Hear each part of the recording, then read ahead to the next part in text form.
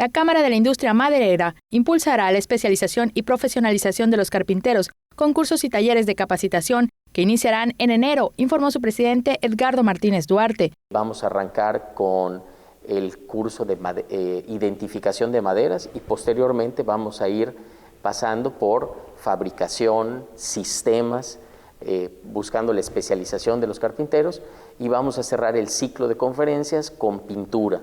Y ya luego vamos a dar un brinco un poquito más especializado, metiendo a gente que nos va a dar cursos de interiorismo. También en enero firmarán un convenio con la Asociación Mexicana de Hoteles en Yucatán.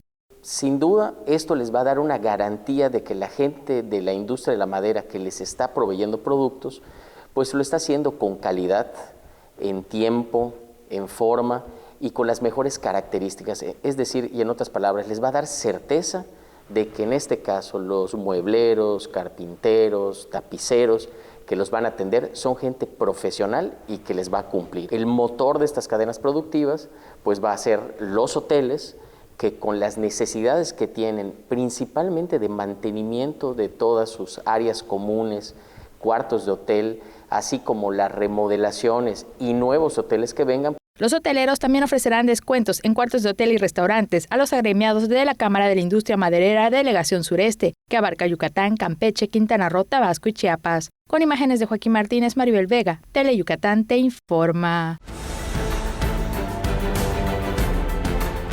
Teleyucatán te informa, lunes a viernes, 8 de la noche. Síguenos.